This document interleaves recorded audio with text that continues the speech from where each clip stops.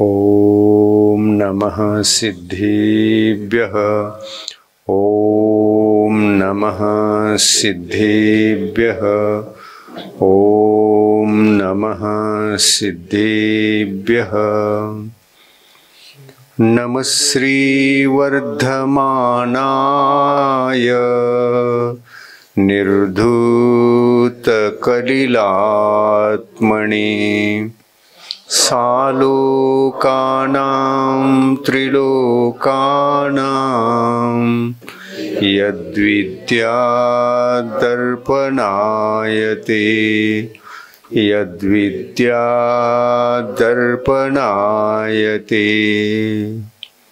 पंच परमेष्टि भगवान की, अहिंसा परमो धर्म की, संत शिरोमणि आचार्य गुरुवर श्री विद्यासागर मुनि महाराज की, आचार्य प्रवर श्री समय सागर मुनि महाराज की, शिक्षा गुरु ज्येष्ठ नियामक श्री नियम सागर जी महाराज की जय।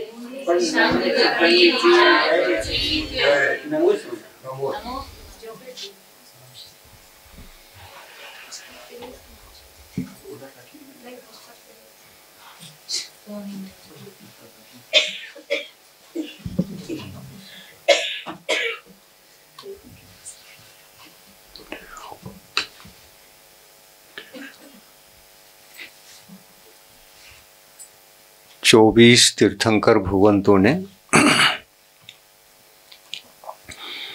भव्य जीवों के आत्म कल्याण के लिए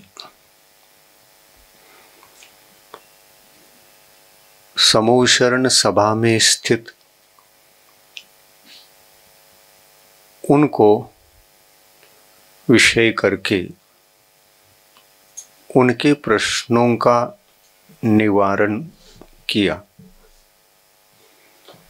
दिव्य ध्वनि खिरी प्रश्न करने पर खिरी।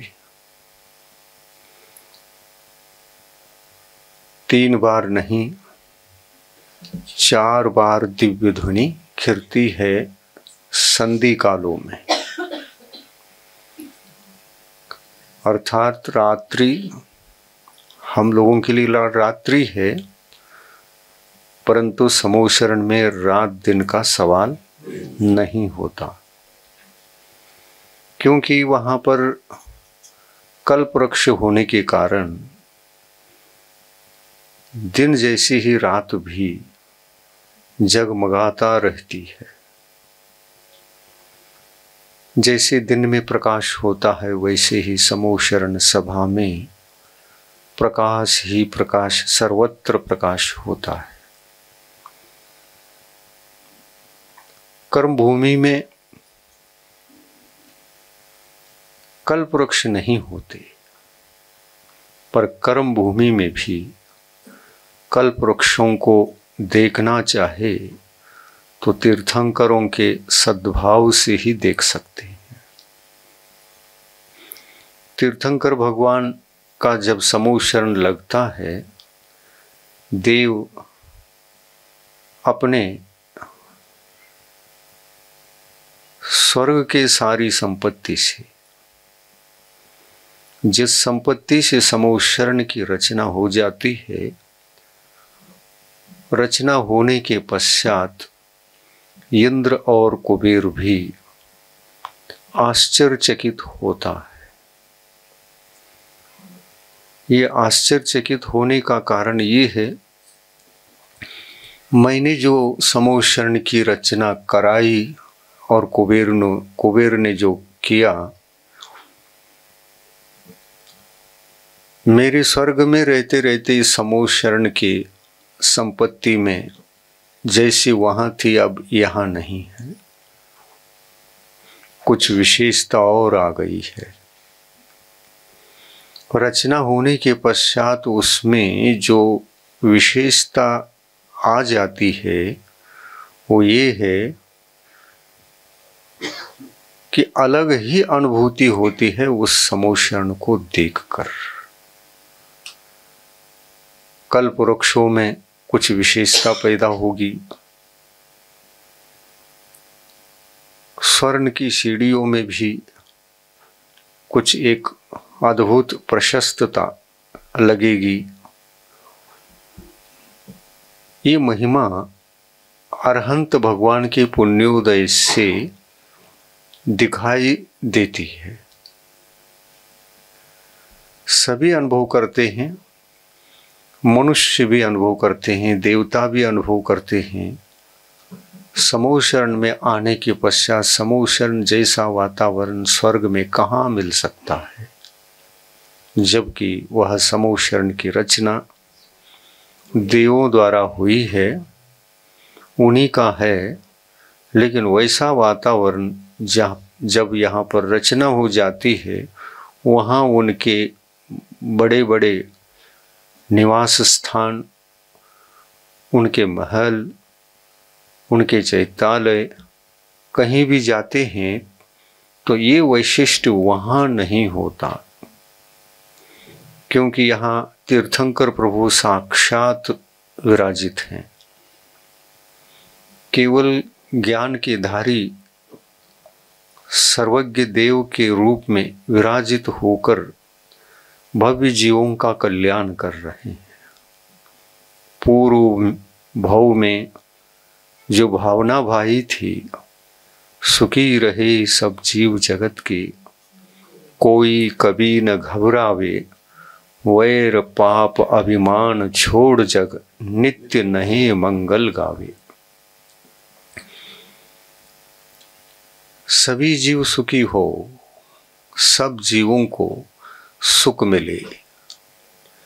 कौन सा सुख? परमार्थ सुख। परमार्थ सुख का क्या अर्थ होता है? आत्मिक सुख। पौद्गलिक सुख नहीं, भौतिक सुख नहीं, इंद्रिय सुख नहीं, बल्कि आत्मा के भीतर रहने वाला जो सुख है वो असल में सच्चा सुख है, जिसके मिलने पर उसके पीछे कभी दुख चला नहीं आता। ऐसा होता है वह आत्मा का सुख। भौतिक सुख के पीछे दुख भी साथ चलता है। थोड़ा सा टैली करके देखें, भौतिक सुख में और आत्मिक सुख में क्या अंतर है। भौतिक सुख है, शरीर में मिली हुई इंद्रियां और एक मन, इनको वह सुख संतुष्ट कर सकता है। परंतु जीवात्मा जब इन भौतिक सुखों को ग्रहण करता है, भोगता है, तो उसके पीछे पीछे दुख भी चला आता है। आप देखिए, भौतिक सुख के पीछे दुख चला आ रहा है, लेकिन आत्मिक सुख के पीछे दुख तो चला आता नहीं, क्योंकि वह अहिंसा का रूप है। अहिंसा में दुख कहाँ, सुख ही सुख है। अहिंसा का रूप है यह जैन दर्शन का रत्नत्रय। सम्यक दर्शन आत्मा का एक अहिंसा का रूप है। सम्यक ज्ञान भी अहिंसा का रूप है। सम्यक चारित्र भी अहिंसा का रूप है, अहिंसा का मार्ग है। इसी मार्ग को हम रत्नत्रय स्वरूप मोक्ष मार्ग कहते हैं। मार्ग है तो वह मार्ग सन्मार्ग है, वह दुर्मार्ग नहीं। वो जीवों में आकुल व्याकुलता को पैदा करने वाला मार्ग नहीं, आत्म शांति, वीतरागता, परिणामों में जीव के आत्मा में सदा ही उच्चतम भाव, परिशुद्ध भाव, बने रहते हैं। इस सुख को हम सबको पाना चाहिए। आत्मिक सुख ही सच्चा सुख है। इस सच्चा सुख को जो भोगने लगता है, भौतिक सुख तो छाया की भांति चल पड़ती है। विशेषता ये है, भौतिक सुख की तरफ आप मुड़ जाएंगे, उसी को ध्येय बनाएंगे, उसी को चाहेंगे, अपनाना चाहेंगे, प्राप्त करना चाहेंगे, प्राप्त तो हो जाएगा। लक्ष्य हमारा भौतिक सुख यदि है तो उसके पीछे दुख भी चला आता है। भौतिक दुख, शारीरिक दुख, कभी सद्भाव कभी अभाव, ये देखने पड़ेंगे। इसी को कहते हैं भौतिक सुख और भौतिक दुख। परंतु देखिए, धर्म की महिमा तो देखिए। आत्मा के रत्नत्रय स्वरूप मार्ग को आत्मिक धर्म कहा। आत्मिक धर्म है वो, परंतु डबल काम कर रहा है। क्या कर रहा है? एक तरफ आत्मा के सुख के दृष्टिकोण से देखें तो आत्मा का सुख तो दुख से रहित है जी। एक बात, भौतिक सुख भी चला आ रहा है छाया की भांति, वो पुण्य का प्रताप है। परंतु वह पुण्य क्या दुख को ले आ रहा है? नहीं, वह पुण्य दुख को साथ नहीं ला रहा है, क्योंकि यही तो धर्म की महिमा है। धर्मात्मा को पुण्य कभी कम पड़ने नहीं देता। धर्मात्मा की विशेषता है कि यदि वह सम्यक दर्शन का आराधक है, सम्यक ज्ञान का आराधक है, सम्यक चारित्र का आराधक है, तो वो केवल मोक्ष मार्गस्थ होकर ऊर्ध्वमुखी होता है, अधोमुखी नहीं। नीचे देखेंगे तो मिथ्या दर्शन, मिथ्या ज्ञान, मिथ्या चारित्र का, संसार का मार्ग दिखाई देता है।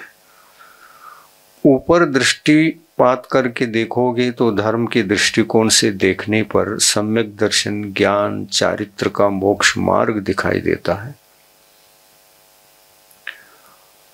अद्भुत है यह धर्म, अहिंसा धर्म, तीन लोक में वंदनीय, पूजनीय, सर्वश्रेष्ठ अवस्था को प्राप्त धर्म है। सारे देव इसी धर्म को चाहते हैं।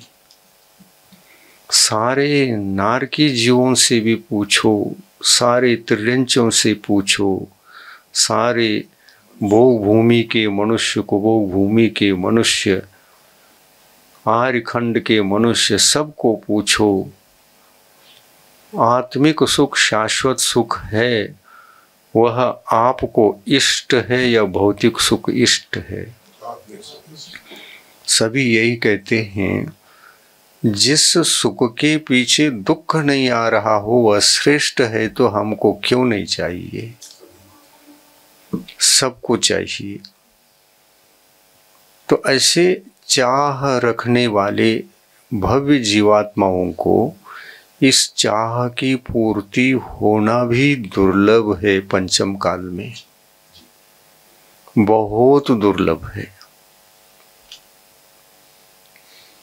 स्वर्ग के देव भी कहते हैं, हमको मनुष्य भव क्यों नहीं मिला, यहाँ क्यों आ गए हम? ऐसा कौन सा अपराध किया जहां यहां आना पड़ा, जिससे तरसते हैं। और वो कहते हैं, मनुष्य भव मिले और पंचम काल भी मिले तो कोई दिक्कत नहीं हमें, लेकिन मनुष्य भव तो दे दो।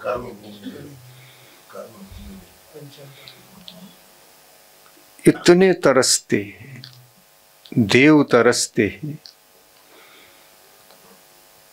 क्या देव जिस बात के लिए तरस रहे हैं, हमको तो मनुष्य भव मिल चुका है, पंचम काल का मनुष्य है तो कोई हानिकारक नहीं, यहाँ भी बहुत फायदे हैं। हम तो कहते हैं इस मनुष्य भव को प्राप्त करने के बाद हम तो दिगंबर दीक्षा लेकर अपना आत्म कल्याण कर रहे हैं, लेकिन हमसे भी आप लोग सौभाग्यशाली हैं। अगर सौभाग्यशाली बने तो बहुत हमसे भी आगे हैं। कैसे? आपसे ही एक मैं प्रश्न पूछता हूँ। हम तो मुनि दीक्षा लेकर मुनि बन गए, आपको लगता है महाराज श्रेष्ठ हैं, हम कहाँ श्रेष्ठ? लेकिन अपेक्षाकृत बातें होती हैं, उस अपेक्षा से सोचा जाता है। श्रावक मुनि से ज्यादा श्रेष्ठ नहीं है। मुनि तो वंदनीय पूजनीय अवस्था को प्राप्त करके नमोकार मंत्र में विराजित हैं, विराजित हो गए। श्रावक मंत्र में विराजित नहीं है। यह निर्ग्रंथ मोक्ष मार्ग, इस मार्ग में निर्ग्रंथ साधु ही केवल नमोकार मंत्र में विराजित रहते हैं, जिनके तन पर कोई परिग्रह नहीं। तन पर रहने वाले परिग्रहों के स्वामित्व को भी त्याग कर साधना कर रहे हैं, आत्म साधना, रत्नत्रय की उपासना। ऐसे साधु परमेष्टि को देखकर आप प्रसन्न होते हैं, पूजा करते हैं, भक्ति करते हैं और उनको श्रेष्ठ मानते हैं।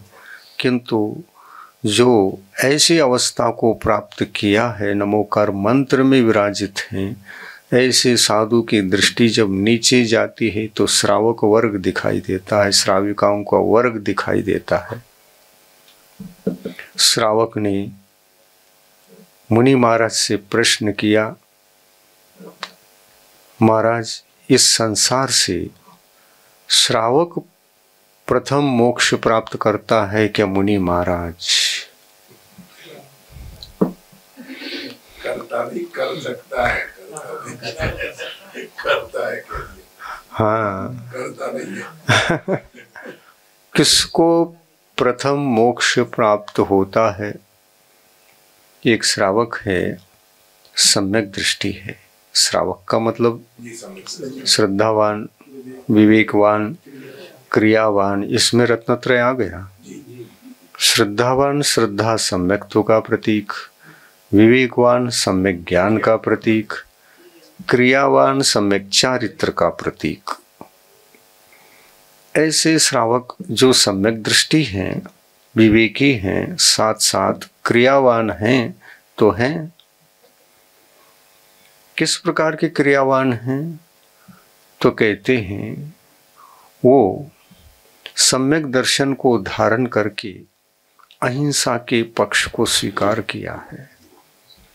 सम्यक तो स्वयं एक अहिंसा का रूप है, उस पक्ष में आ गया। और मिथ्या तो हिंसा का पक्ष है, क्योंकि मिथ्या तो दुख देता है। अनादिकाल से आत्मा को उसने दुख ही दिया है। इसलिए जो कर्म हमारे लिए दुख दें वो अहिंसक कैसे हो सकता है? मिथ्या तो हिंसा का रूप है, तो सम्यक दर्शन अहिंसा का रूप है। अज्ञान ने भी दुख दिया है, और सबसे बड़ा यदि कोई दुख का हेतु है तो अज्ञान है। इस अज्ञान के कारण से ही अपन लोगों ने मिथ्यात्व किया है। इस अज्ञान के कारण से ही अपन लोगों ने अपने से मुख मोड़कर पर में रमते हुए पर के सुखों के पीछे लगे हुए हैं। पर से उत्पन्न सुख भौतिक सुख और स्व से उत्पन्न सुख आत्मिक सुख, वह उस सुख का दूसरा नाम है सम्यक दर्शन।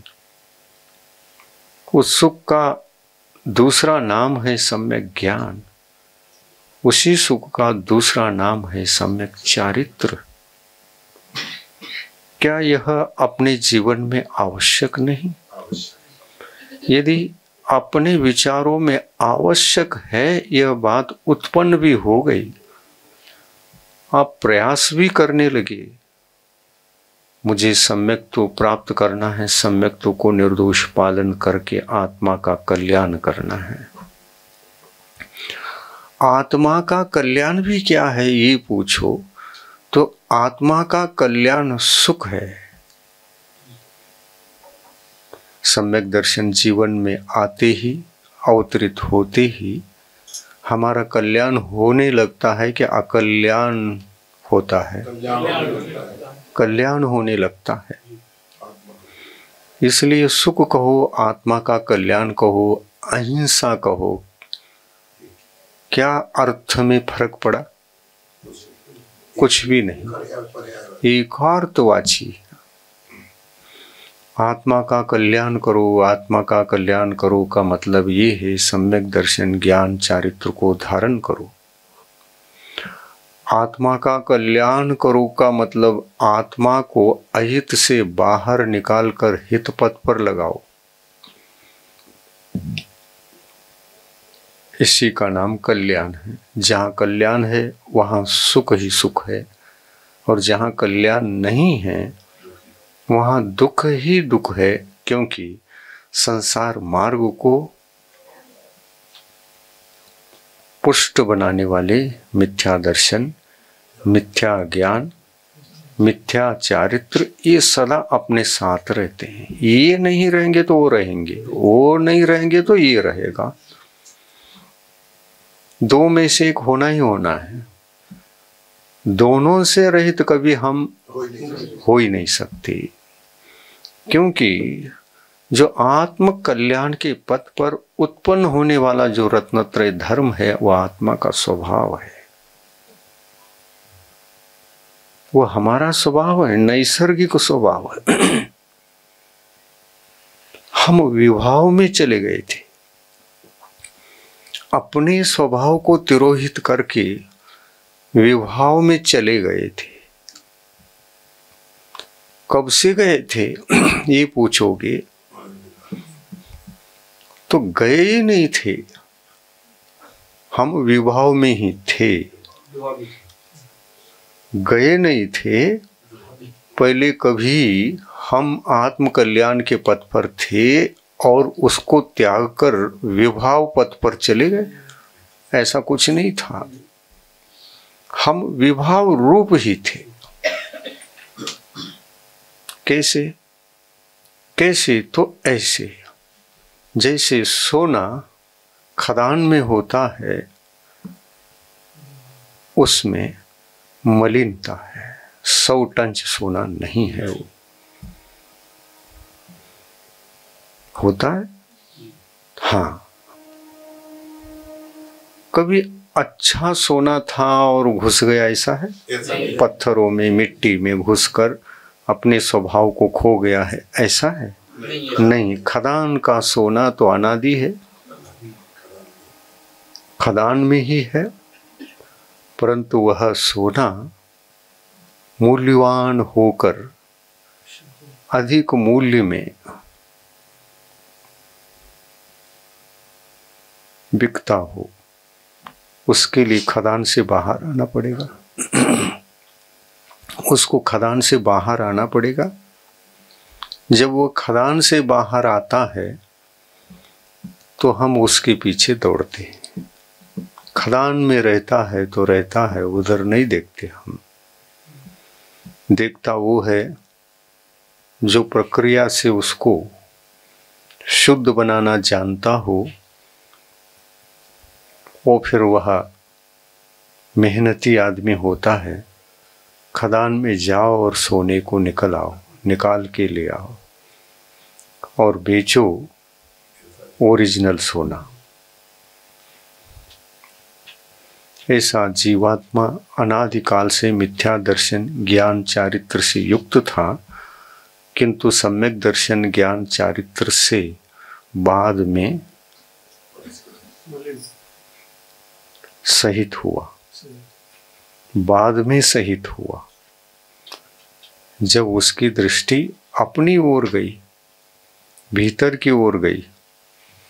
दृष्टि भीतर की ओर गई तो उनको पता चला, अरे मेरे ही भीतर खदान है और उस खदान में सोना ही सोना है, लेकिन अशुद्ध है। अशुद्ध सोने को निकाल कर मैं शुद्ध सोने को जिस दिन प्राप्त करूंगा, मुझे आनंद आएगा, मैं मालो माल हो जाऊंगा। हमारी सही कीमत तो तभी है जब हम सुखी होंगे। जो आत्मा धर्म की अपेक्षा से सुखी होता है, उसको देखकर किसी प्रसन्नता नहीं होती। पंच परमेष्टियों को देखने से प्रसन्नता क्यों होती है? क्योंकि वो सुखी है, बहुत सुखी है, बहुत सुखी। इसलिए इतने सुखी रहने वाले कभी आकुल व्याकुल होते नहीं। क्यों नहीं होते?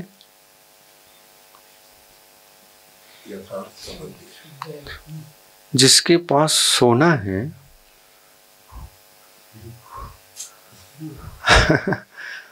उनका मन बिगड़ेगा कैसे? साहूकार है तो दरिद्रता का अनुभव करेगा कैसे? कर ही नहीं सकता। जिनमें दरिद्रता है उनको चिंता होती है, आकुल व्याकुलता उत्पन्न होती है, हाय हाय मैं कैसे जीऊं। ये उनके सामने होता है। परंतु पंच परमेष्टियों के सामने 100 टन सोना है, खदान तो है ही, लेकिन उसी खदान से सोने को निकालकर वो उसको और भी परिमार्जित करते रहते हैं। वह उस सोने को तपाते रहते हैं। औपशमिक सम्यक्त्व से क्षायोपशमिक सम्यक्त्व बना, क्षायोपशम सम्यक्त्व से क्षायिक बना। क्षायिक सम्यक्त्व आत्मा का सही 100 टन सोना कहलाता है। इसी तरह से मति ज्ञान, श्रुत ज्ञान, अवधि ज्ञान, मनः परे ज्ञान, एक क्षायोपशमिक ज्ञान वैभाविक ज्ञान कहलाते हैं, स्वाभाविक नहीं। 5 प्रकार के ज्ञानों में से एक केवल ज्ञान ही स्वाभाविक ज्ञान है। स्वाभाविक का मतलब स्वभाव संबंधी स्वाभाविक, यानी आत्मा का ओरिजिनल ज्ञान अवस्था। मति ज्ञान नहीं, श्रुत ज्ञान नहीं, अवधि ज्ञान नहीं, मनः परे ज्ञान नहीं। कौन सा ज्ञान? केवल ज्ञान ही आत्मा का ओरिजिनल ज्ञान अवस्था है। वो एक बार उत्पन्न होता है तो शादी अनंत काल तक यथावत रहता है। परंतु हम सबके पास जो ज्ञान है इस समय, आप सबके पास में कौन कौन से ज्ञान है? मति ज्ञान और श्रुत ज्ञान। क्या आप केवली भगवान जैसे लगते हैं? है सोना, लेकिन खदान वाला है। हाँ, कुछ शुद्धिकरण भी हुआ है, एकदम खदान वाला है, खदान से निकाला है, थोड़ा सा परिमार्जित किया है, लेकिन संपूर्ण परिमार्जित करने का साधन आपके पास न होने से अभी कर नहीं रहे। गृहस्थ अवस्था में और अविरत सम्यक्त्व की अवस्था में, चौथे गुणस्थान में और पंचम गुणस्थान में रहने वाले, उनके पास जो सम्यक दर्शन, ज्ञान और देश चारित्र वगैरह होता है, वह असली सोना नहीं है। निकाल के लाए हैं, कुछ परिमार्जित करके रखा है, चमक तो रहा है लेकिन मलिनता भी दिखाई दे रही है। ये लग रहा है सोना है लेकिन है ही नहीं, सोना है लेकिन है ही नहीं, उसमें संभावना छिपी हुई है। और मुनि महाराज के पास जो सोना होता है वो 100 टंच नहीं, हाँ, हम लोगों के पास भी तो क्षायोग शमिक सम्यक तो है, क्षायोग शमिक चारित्र है, हे 100 टंच सोना नहीं है। और इस पंचम काल में तो किसी के पास भी 100 टंच सोना नहीं है। 100 टंच सोना प्राप्त करने के लिए ही हम क्षायुग शमिक सम्यक दर्शन को प्राप्त करते हैं। क्षायुग शमिक सम्यक ज्ञान तो यही रहेगा, परंतु इतना ही अंतर है, खदान में रहते हुए वह मिथ्या दर्शन, मिथ्या ज्ञान, मिथ्या चारित्र के साथ में था सोना। उस पर मिथ्यात्व का किट कालीमा चढ़ा हुआ था, उसको निकाल दिया है। सिर्फ ऊपर का निकाला है, अभी सोने में जो घुसा हुआ है उसकी प्रक्रिया से बाहर निकालने का कार्य नहीं हुआ है। इस प्रक्रिया को आगे बढ़ाने के लिए दिगंबर मुनि बनना होता है। अविरत सम्यक दृष्टि का जो सोना है वो मुनियों की तरह नहीं है। क्यों? क्योंकि क्षायिक सम्यक दर्शन भले ही हो चौथे गुण स्थान में, लेकिन असंयम का लेप भी उस पर चढ़ा हुआ है। इसलिए उस क्षायिक सम्यक्त्व का कीमत मुनियों की तरह नहीं हो सकती। वो मोक्ष मार्ग पर आरूढ़ हैं, उनका क्षायिक सम्यक्त्व यद्यपि अधूरा है, हाँ, अधूरा के अपेक्षा से आप ये समझते हैं क्या चौथे गुण स्थान का क्षायिक सम्यक्त्व और शुद्धों का क्षायिक सम्यक्त्व एक है? ऐसी धारणा नहीं होना चाहिए। अरे मुनियों के पास भी क्षायिक सम्यक दर्शन क्यों न हो, वो शुद्धों का और मुनियों का एक नहीं हो सकता। इसलिए मुनियों के सम्यक दर्शन को, गृहस्थों के क्षायिक सम्यक दर्शन को भगवान बताते हैं ये अधूरे हैं। ये अधूरापन जब तक छद्मस्त अवस्था व्यतीत नहीं होती तब तक दर्शन और ज्ञान अपूर्ण होते हैं, और 13वें गुणस्थान में जाकर अरहंत अवस्था को जब प्राप्त करते हैं तब दर्शन और ज्ञान पूर्ण हो जाते हैं। 13वें में पूर्ण है। ज्ञान क्षायिक है इसलिए पूर्ण है, केवल ज्ञान है, तो उसके आगे का ज्ञान तो है ही नहीं, इसलिए पूर्ण है।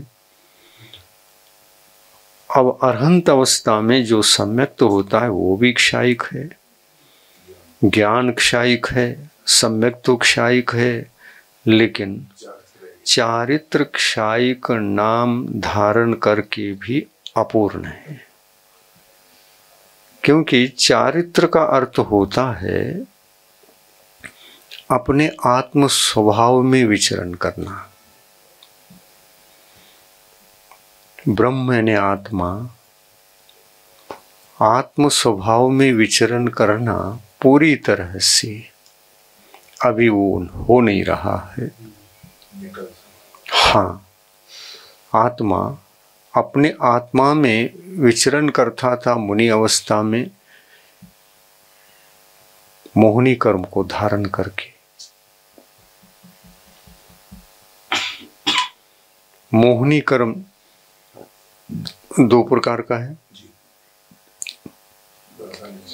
एक मोहिनी कर्म सम्यक तो गुण का घातक है और एक चारित्र गुण का घातक है।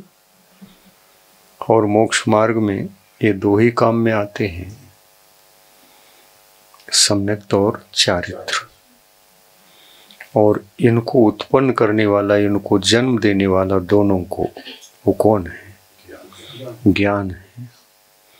ज्ञान ही पैदा करता है सम्यक को, ज्ञान ही पैदा करता है चारित्र को। क्योंकि ज्ञान चेतन गुण है, परंतु सम्यक तो अचेतन गुण है। चारित्र अचेतन गुण है। दर्शन का मतलब देखने की जो शक्ति है वो वाला। दर्शन गुण और ज्ञान गुण ये दो ही चेतन गुण हैं। उपयोगो लक्षणम जीवस्य, जीव का लक्षण उपयोग है। इस उपयोग की दो परिणतियां हैं, दर्शनोपयोग और ज्ञानोपयोग।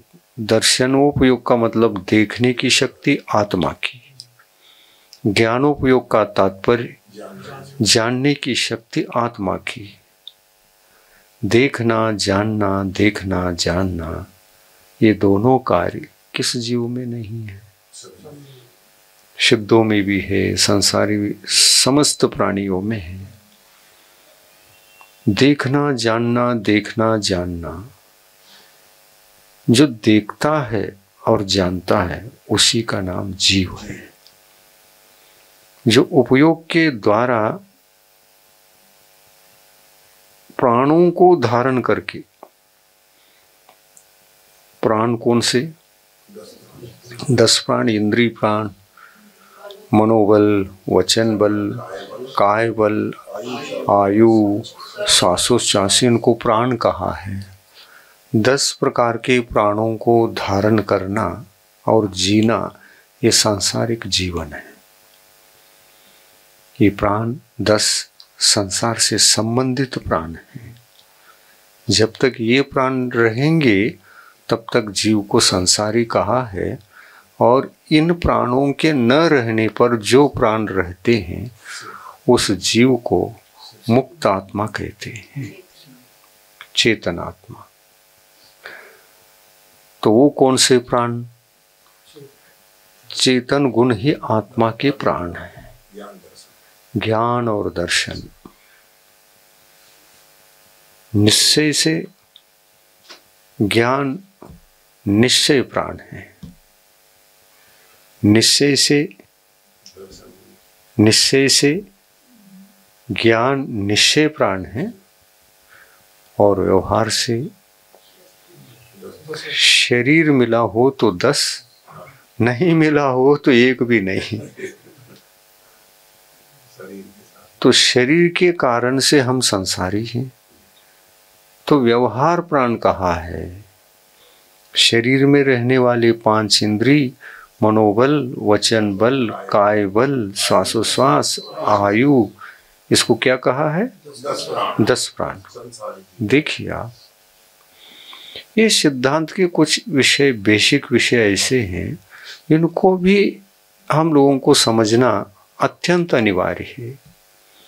अन्यथा सिद्धांत ज्ञान से, बेसिक ज्ञान से भी शून्य आत्मा सही ढंग से आत्मा को समझ नहीं पाएगा। थोड़ा सा टैली करने के लिए आत्मा का ज्ञान भी चाहिए और टैली करने के लिए थोड़ा सा सिद्धांत का ज्ञान भी चाहिए। सिद्धांत हमारे यहाँ 2 प्रकार का सिद्धांत है, एक कर्म सिद्धांत और एक जीव सिद्धांत। जीव सिद्धांत को समझने के लिए पूर्वाचार्यों ने जीव कांड लिखा है, नेमचंद्राचार्य ने। और जीव संसारिक किस वजह से है, क्यों है, क्या कारण है, इस बात को समझने के लिए कर्म सिद्धांत लिखा है। तो दोनों प्रकार का सिद्धांत का ज्ञान हो जाए, ज्यादा नहीं, बेसिक स्थूल रूप से, बेसिक रूप से थोड़ा सा ज्ञान हो जाए कितना अच्छा है। चलने में आसानी रहेगी और बहुत जल्दी धर्म को प्रकट करने के लिए आसान हो जाएगा। और बेसिक ज्ञान के बिना समीचीन धर्म को तो हम अपनी आत्मा के भीतर जन्म दे ही नहीं सकते। थोड़ा सा बेसिक ज्ञान चाहिए। चलिए आज हम बेसिक ज्ञान की भूमिका बना करके ही हम कुलाचार की बात करेंगे। बेसिक ज्ञान चाहिए, सिद्धांत ज्ञान चाहिए, और थोड़ा बहुत मिल गया तो आपको भी लगता है कि हाँ ये जो सिद्धांत ऐसा है, इसका ज्ञान होने से क्या फायदे हैं, आपको तुरंत समझ में आता है। कुलाचार, हम कुलाचार पर आते हैं। कुलाचार का महत्व भी सिद्धांत ज्ञान के बेस पर ही समझ में आएगा। कुल अर्थात क्या?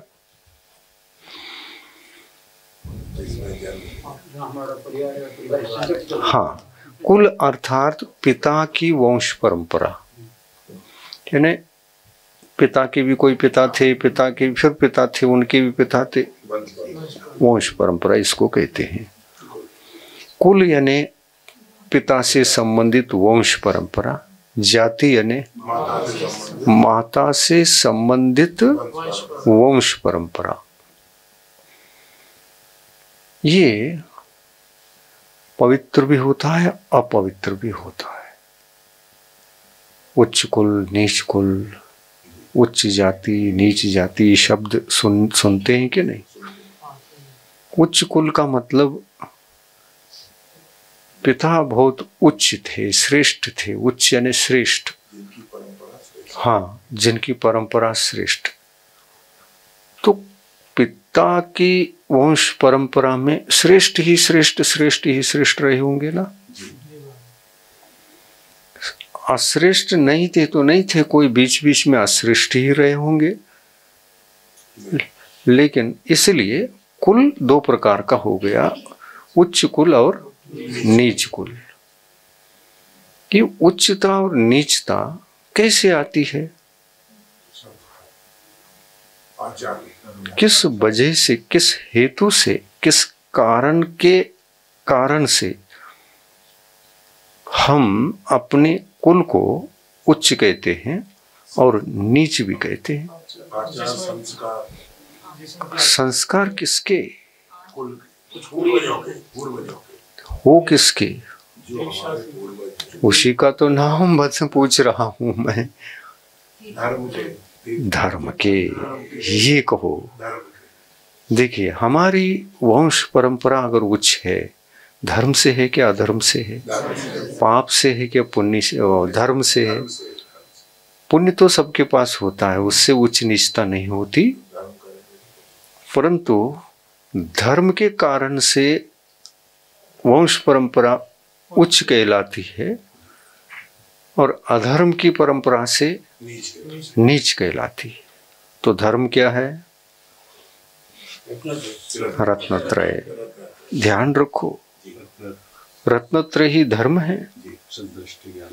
सदृष्टि ज्ञान वृत्तानि धर्मम धर्मेश्वरा विदुः यदि य प्रत्यनिकानि भवन्ति भव पद्धति। रत्नगढ़ श्रावकाचार में लिखा है, भव पद्धति भवन्ति। मिथ्या दर्शन ज्ञान चारित्राणि, हाँ नहीं, मिथ्या दर्शन ज्ञान चारित्राणि संसार मार्ग। हाँ, ये आपको सूत्र अपनी तरफ से बनाना चाहिए।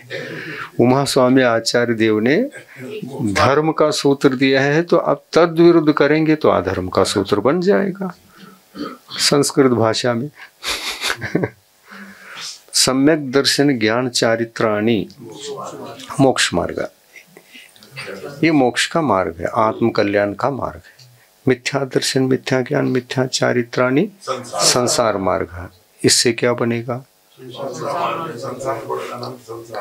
सुख दुख, सुख दुख, पुण्य पाप, पुण्य पाप, आकुल व्याकुल, कभी सुखी कभी दुखी, सुख दुख रेलगाड़ी जैसे चलना ही चलना है, झुक चलता है ना, वैसा सुख दुख करते हुए आत्मा को चलना ही चलना है। अनंत काल तक चलना है। ये मिथ्या दर्शन, मिथ्या ज्ञान, मिथ्या चारित्र आत्मा का सबसे बड़ा दुख है। और दुख है इसलिए दुश्मन है। दुश्मन क्या देता है हमको? दुख देता है, इसलिए दुश्मन भी कहा। परंतु दुख हमारे लिए एक जीवन के लिए व्यथा है, समस्या है। इस समस्या पूर्ति के लिए अज्ञानी जीव समझ नहीं पाते ये समस्या की पूर्ति कैसे हो सकती है। होने के लिए ही गुरु उपदेश अत्यंत अनिवार्य होता है। गुरु ही मार्गदर्शक होते हैं, तब कहीं जाकर के संसार की ये समस्या खत्म होती है और मार्ग मिल जाता है। साधना पथ को प्रशस्त करके वे आपको उस पर आरूढ़ कर देते हैं। ऐसे सद्गुरु अपने जीवन में चाहिए। सद्गुरु कितने हैं? तो पंचम काल में तो पंचम काल में कितने हैं बताओ?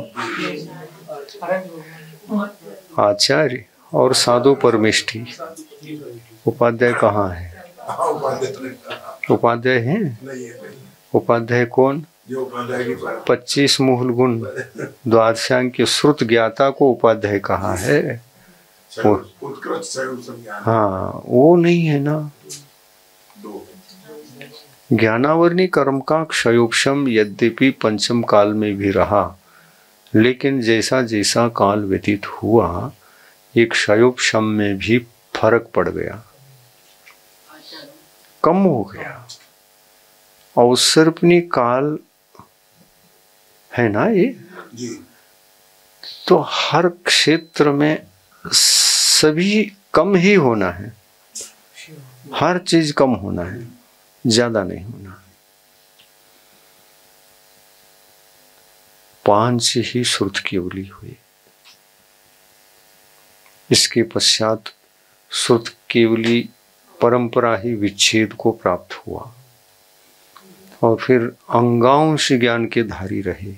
अंगों के धारी, अंगांश के ज्ञान के धारी रहे दिगंबर मुनि महाराज। आज क्या है? कुछ नहीं। लेकिन कुछ न होते हुए भी अपने कुल को पवित्र करने का साधन आज भी विद्यमान है। क्या सम्यक दर्शन नहीं होगा? तीर्थंकर भगवान जब जन्म लेते हैं, माता पिता को अगर सम्यक दर्शन नहीं हुआ है,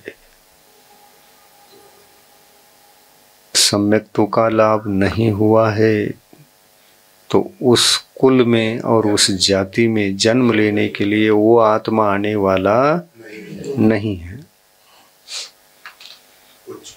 हाँ, आप अपनी कन्या का शादी करते हैं, क्या क्या देखते हैं शादी करने के लिए? योग्यता।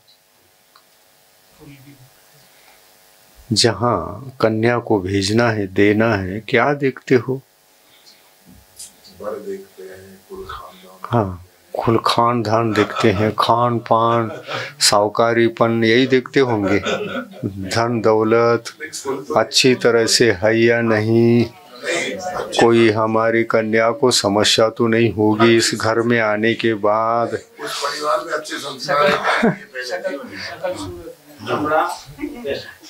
हाँ हाँ, ये देखो, जो माता पिता अपनी कन्या को दूसरे घर में भेजने से पहले ये नहीं देखते, जो ये नहीं देख पाते कि उनके घर में सभी लोग धर्मात्मा है या नहीं।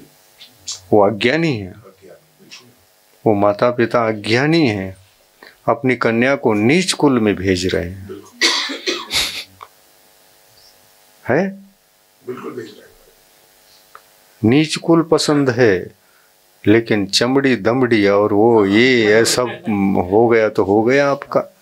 नहीं, आप एक जैन हैं, और जैन किसको कहते हैं? सम्यक दृष्टि ही जैन है, सम्यक ज्ञानी ही जैन है, विवेकवान ही जैन है। अज्ञानी को जैन नहीं कहते अपन। जिसको आत्मा का ही ज्ञान नहीं है, हिताहित का ज्ञान नहीं, वो जैन नहीं है।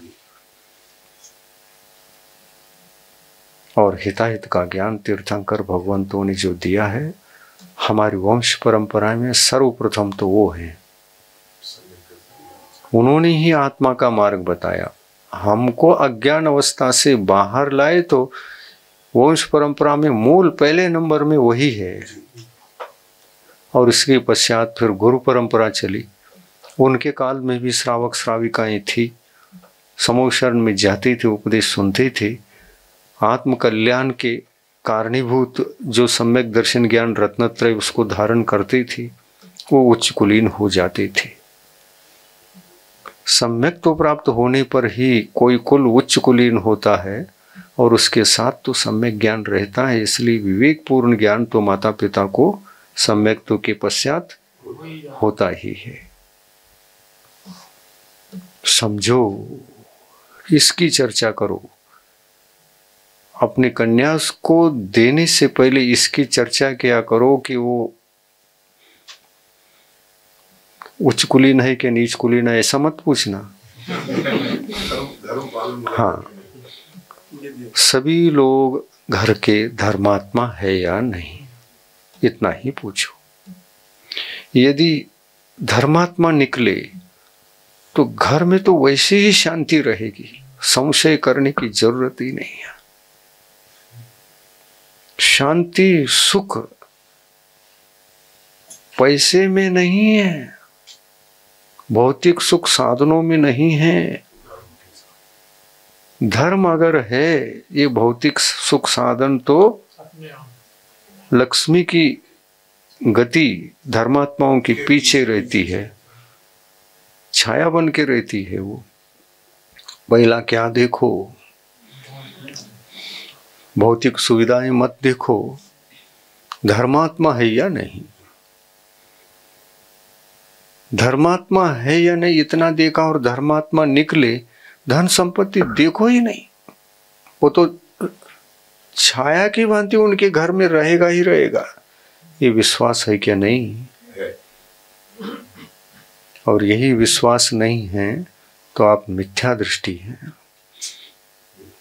धर्म से कहीं ज्यादा भौतिक सुख में आस्था रखकर देख कर अनेक घर देखकर पढ़ा लिखा होना चाहिए, वो ये देखने की जरूरत नहीं है। सुखमय जीवन जीने के लिए आपको क्या चाहिए? धर्म चाहिए क्या? अगर धर्म को धारण कर लिया तो आप दुखी रह ही नहीं सकते।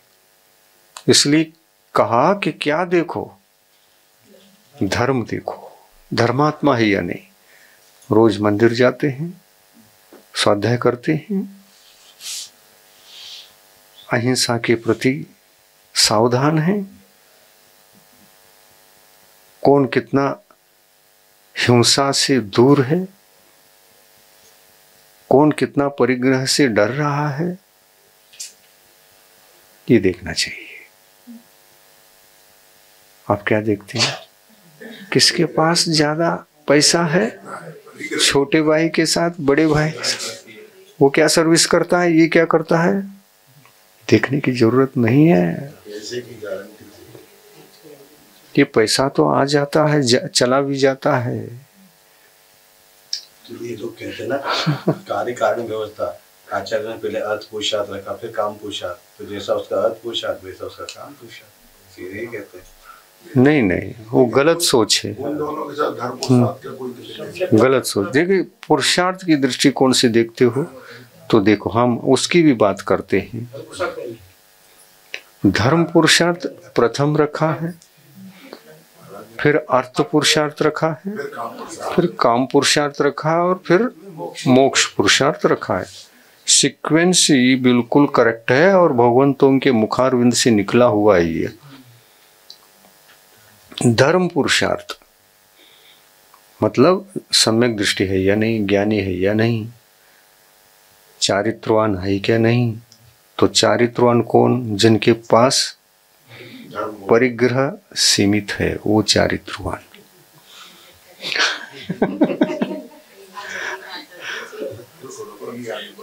और आप कहते हैं व्रती है, परिग्रह प्रमाण करके रखा है, और हमारी लड़की क्या जी सकेगी फिर इतने बड़े? होटल तो जा ही नहीं पाएगी।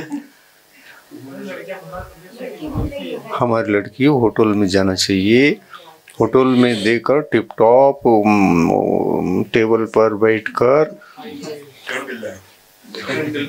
फास्ट फूड खाना चाहिए। हाँ, कम लाइट में। हाँ, पहले हम धर्मात्मा होंगे तभी देखेंगे। हाँ, अभी तो धर्मात्मा होना जरूरी है, फिर ही नहीं देखेंगे। ये आधर्म दृष्टिकोण है। सुनिए सुनिए सुनिए, चर्चा नहीं। अधर्म के दृष्टिकोण से यदि देखोगे तो फिर धन को, संपत्ति को, वैभव को मात्र देखोगे, धर्म गौण रहेगा और वहां अपनी कन्या देओगे, वो बर्बाद हो जाएगी। जिसके घर में धर्म नहीं होता वो घर बर्बाद ही होता रहता, अशांति रहती, कलह रहते, अनेक संकट रहते हैं, और वो संकट शादी के पश्चात शुरू ही हो जाते हैं। थोड़े दिन में कल आ जाते हैं। हाँ, वापस मतलब कुछ भी हो सकता है। लड़की को मन नहीं लगता, सभी अपोजिट रहते हैं, चिंता ही चिंता में डूबी रहती है, और लड़की सोचती है कि घर में रहना अच्छा है, शादी क्यों किया अपन ने। ऐसे भाव होते हैं कि नहीं? तो ये गलती किसकी हुई? माता पिता की हुई। क्या देखना चाहिए? धर्म देखना चाहिए। धन कम भली हो, उस घर में शांति तो रहती है। झगड़े रहेंगे, कलह रहेंगे। धर्मात्मा कलह करता है, झगड़े करता है, क्या शांति से जीवन जीता है? हिल मिल करके रहते हैं एक दूसरे, वो धर्म की महिमा है। हिल मिल करके रहते हैं और सॉफ्ट विचार होता है, क्योंकि धर्म किसी को दुख के वचन बोलने नहीं देता, किसी के दिल को दुखाने नहीं देता है वो, और यही आवश्यक है। क्योंकि वहां जाने के बाद पूरा जीवन निश्चिंत, शांत, आनंदित होकर जीना है। एक बार खाने के लिए ना मिले चलेगा, लेकिन हम शांति का जीवन जी रहे हैं, तो कभी आपकी कन्या के लिए समस्या नहीं आएगी, और उस घर को छोड़कर कहीं जाना भी नहीं चाहिए। कभी उल्टे सीधे विचार ही आपके कन्या के मन में नहीं आएंगे। हाँ, आपने जहां दिया, कन्या को भेजा, गलत जगह भेजा, गलत जगह भेजा, तो उनको भी बर्बाद किया, खुद को भी बर्बाद किया। ये अज्ञानियों का खेल है। अज्ञान से कुछ भी सोचते हैं। आजकल ये माहौल चल रहा है, लड़का पढ़ा लिखा और सर्विस वाला चाहिए, और उसके लिए पैकेज कितना है ये देखना चाहिए। यही है ना? तो ये क्या अज्ञान नहीं है? और इस कारण से लड़के लड़कियां बर्बाद हो रही है। लड़कों को कन्या नहीं मिल रही है, लड़कियों को वर नहीं मिल रहा है। क्यों? सबसे बड़ी गलती माता पिता के संस्कार। अब कन्या भी वही सोच रही है जो आपने चर्चा की। संस्कार दिया। ऐसा हो तो ही, वो भी अज्ञान में है। अगर कन्या में और माता पिताओं में एक कोई ज्ञानी होते ना, ये स्थिति ही नहीं बनती। या तो कन्या ज्ञानी हो या तो माता पिता ज्ञानी हो। कन्या कभी कभी क्या होता है, कन्या ज्ञानी होती है, कन्या ज्ञानी होती है, लेकिन माता पिता इतनी अज्ञानी होते हैं कि कन्या को मार मार कर उसी घर में भेज देते हैं जहां भेजना नहीं चाहिए। तो माता पिता कन्या के शत्रु हैं और पश्चाताप बाद में होता है दोनों को। जब कन्या सुखमय जीवन जी नहीं पाती, वहां जाने के बाद ये बहुत बड़ी गलती होती है माता पिता की। कन्या मना कर रही थी, हम धर्म के घर में जाएंगे। माता पिता कह रहे हैं वहां क्या मिलेगा, कोई सर्विस नहीं करता, वहां केवल रोटी बनाकर जीवन व्यतीत करोगी क्या? ऐसा ही सोचते हैं ना, गलत है ये। और इसलिए वर्तमान का माहौल इतना खराब हो गया है कि लड़कियां 30-30 साल की हो गई, 40-40 साल की हो गई, प्रतीक्षा करते करते वर मिलेगा मिलेगा, और लड़का भी अधिक लड़का भी, वह भी, उसको कन्या नहीं मिल रही है तो वो भी 50 साल तक चला गया। ऐसे लोग मेरे पास आते हैं। अब 50, हम तो कहते हैं 50 साल हो गए, अब ब्रह्मचर्य व्रत ले लो। गलत विचारों में, अज्ञान के विचारों में काल व्यतीत हुआ।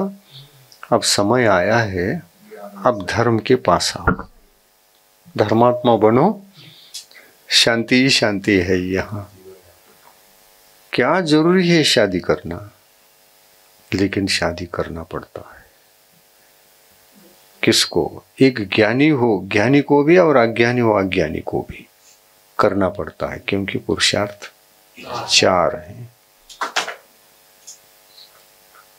पहला पुरुषार्थ धर्म, इसको तो भूल ही गए लोग, सीधा अर्थ पर आ गए। लेकिन आखिरी भी कोई अर्थ धर्म के लिए है या धर्म अर्थ के लिए है? बोलो। धर्म के लिए अर्थ चाहिए या अर्थ के लिए धर्म चाहिए? और शांति धारा करते समय धर्म अर्थ के लिए हो रहा है। उल्टा हो रहा है कि नहीं हो रहा है? लेकिन मोक्ष चला जाएगा, नहीं मिलेगा प्रसाद। धर्म प्रसाद नहीं रहा तो मोक्ष प्रसाद भी नहीं रहेगा। इसलिए कहते हैं ना, धन जो मिलता है धर्म के लिए मिलता है, और धर्म के लिए मिलता है तो वो धर्म का ही कहकर, धर्म के लिए मिला है धर्म का ही कहकर।